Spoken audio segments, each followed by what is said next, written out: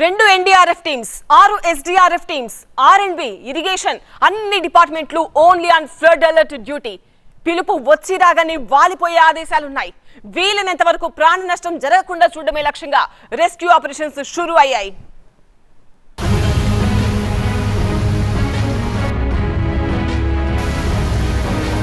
All officials ఫీల్డ్లో ఉన్నారు. Immediate relief and restoration works నడుస్తున్నాయి.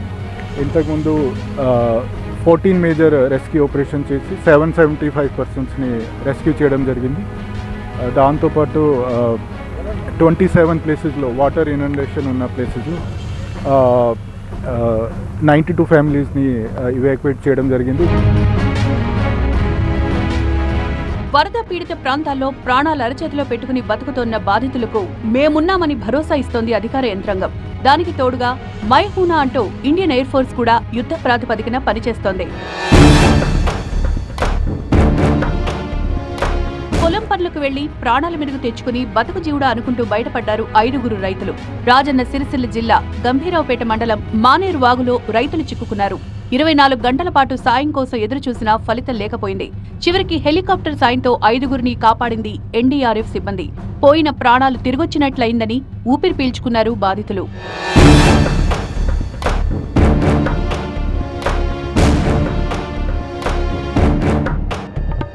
చూడొచ్చు, అతడు బిక్కుమని అంటే 1 గంట కాదు 2 గంట కాదు 24 గంటల పాటు ఏమైతుంది. ఎందుకంటే భారీ వర్షం కురుస్తుంది, వరద కూడా భారీగా వస్తుంది.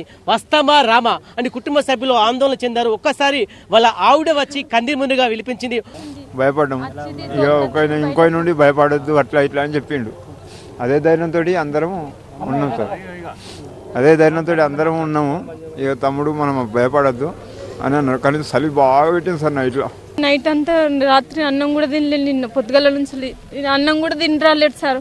అయినా కూడా ఒక సిరాండిని అదే తినొచ్చు. నిన్న పొద్దున్న నుంచి అన్నం తినలే, ఏం తినలే. ఇంటికి ఎట్లా వస్తాడో 3 పిల్లలు సార్ నాకు. 24 గంటల పాటు వాగులో చిక్కుకున్నాడు. అంతే ధైర్యం కూడా కావాలి. ఎందుకంటే చాలా ధైర్యంగా ఉంటే మాత్రం అనారోగ్య సమస్య వస్తే చాలా మంది ఇబ్బంది పడతారు. కానీ 5 రైతులు మాత్రం చాలా క్షేమంగా వచ్చారు.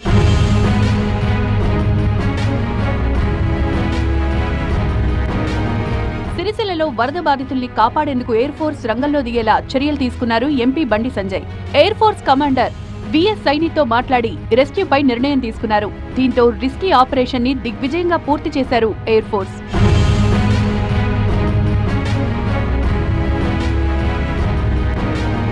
నిర్మల్ జిల్లాలో ఓ పశువుల కాపరిని కాపాడింది ఎన్డీఆర్ఎఫ్ టీం.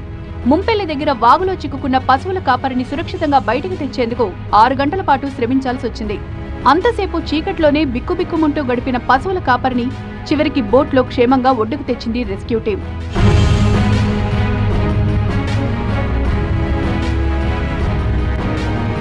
ఈ ఆపరేషన్ మొత్తాన్ని ఎస్పీ జానకి పర్యవేక్షించారు. ముందుగా హెలికాప్టర్ పంపాలని ప్రభుత్వాన్ని కోరినప్పటికీ వరద ప్రవాహం తగ్గిన తర్వాత బోట్ సాయంతో దిబ్బపై ఉన్న అతని దగ్గరికి వెళ్లి క్షేమంగా బయటకు తీసుకొచ్చారు. బయటకు వస్తా అనుకున్నావా? అత్త అనుకుంటే గంగ తక్కువ అయితే అత్త అనుకున్నా. లేకపోతే అక్కడనే 8 రోజులు అయితే అట్టే ఉండు అవుతుంది. రాత్రి అంతా అక్కడ ఒక్కడే ఉన్నావు కదా, ఎట్లా ఉండే? మొత్తం వర్షాలు పడుతున్నాయి. మొత్తం గిన్నె నీళ్ళు, మొక్కల మాటి నీళ్ళు, కుర్రు మీద కూడా నిద్ర లేదు, ఆడ పండు లేదు. కూర్చుంటే రాత్రి తీసుడైంది. నీతో ఎంతమంది ఉండే? అంటే నువ్వు ఒక్కనివే ఉండనా? అంతకుముందు అటు పోయినప్పుడు 3 పోయినాము. కానీ వాళ్ళకు తెప్పలు ఉండే, నాకు లేకుండే అన్నట్టు. ఇట్లా వాళ్ళు తెప్ప వేసుకొని వెళ్ళి వచ్చిండ్రు, బర్ర ఇడిచి పెట్టి వచ్చిండ్రు. ఇక నేను కొన్ని అటు తట్టుకపోయినా, తెప్ప ఉంటే నేను కూడా వెళ్ళి వచ్చేటోనే. మెదక్ జిల్లాలో వరద ఉధృతి కారణంగా ప్రజలు తీవ్ర ఇబ్బందులు పడుతున్నారు. బూరుగుపల్లి దగ్గర రోడ్డు తెగిపోవడంతో రాకపోకలకు అంతరాయం ఏర్పడింది. సరిగ్గా ఇదే సమయంలో పురిటి నొప్పులు రావడంతో ఒక గర్భిణికి ప్రాణాంతక పరిస్థితి ఏర్పడింది. అప్రమత్తమైన ఎస్డీఆర్ఎఫ్ టీం డెలివరీ కోసం ఆమెను గ్రామం నుంచి మెదక్కు తరలించారు. బూరుగుపల్లి దగ్గర రోడ్డు కట్ అవడంతో రాకపోకలకు ఇబ్బంది అవుతుంది. దీంతో అత్యవసర పరిస్థితుల్లో బయటికి వెళ్ళాలంటే ఇబ్బంది పడుతున్నటువంటి పరిస్థితి ప్రస్తుతం మనం చూస్తున్నాం.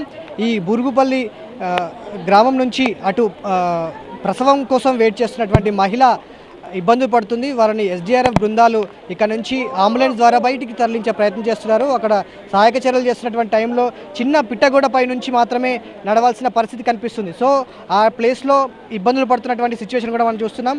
సో ఇలాంటి పరిస్థితులు చాలా ప్రాంతాల్లో నెలకొన్నాయి. అత్యవసరమైతే బయటికి వెళ్ళడానికి చాలా ఇబ్బందులు పడుతున్నటువంటి ప్రాబ్లమ్స్ ఫేస్ చేస్తున్నటువంటి పరిస్థితి కనిపిస్తుంది.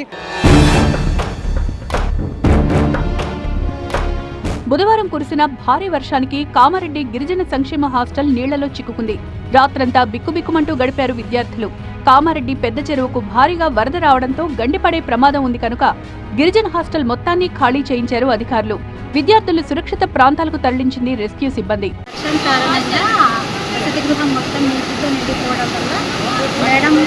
ఇన్ఫార్మ్ చేయడం వల్ల డిస్ట్రిక్ట్ ఆఫీసర్కి ఇన్ఫార్మ్ చేసినప్పుడు మేడం పిల్లల్ని బాయ్స్ హాస్టల్కి షిఫ్ట్ చేయమని చెప్పినారు. వర్షం తగ్గే వరకు అక్కడి వరకు పిల్లలు వర్షంలో మునిగిపోతారనే ఉద్దేశంతో వివేకానంద స్కూల్ దగ్గర పిల్లల్ని వెయిట్ చేస్తున్నాము. వర్షం కొంచెం తగ్గిన తర్వాత పిల్లల్ని వెహికల్స్లో బాయ్స్ హాస్టల్కి తీసుకెళ్తాం. అటు మెదక్ జిల్లా రామాయంపేట ఎస్సీ మహిళా డిగ్రీ కళాశాల దాదాపుగా నీట మునిగింది. వరదలో చిక్కుకుపోయిన 300 మంది విద్యార్థులను సురక్షితంగా వేరే హాస్టళ్లకు తరలించారు అధికారులు.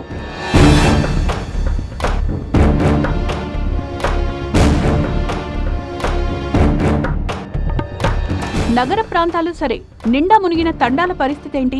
అక్కడ జరగాల్సిన రెస్క్యూ ఎలా అంటే ప్రస్తుతానికైతే రూరల్ ప్రాంతాలన్నీ సేఫ్ అంటోంది యంత్రాంగం. ఏమన్నా రెస్క్యూ ఆపరేషన్ ఏంటంటే టౌన్లో మట్టుకు రెస్క్యూ కొనసాగుతుంది సార్. ఆ తాండాలు మునిగి ఉన్నాయి. పంట పొలాలు ఏమన్నా గుర్తించారా? ఎంతవరకు నష్టం? అది అసెస్మెంట్ నడుస్తుంది. క్రాప్ లాస్ ఎంత అయింది.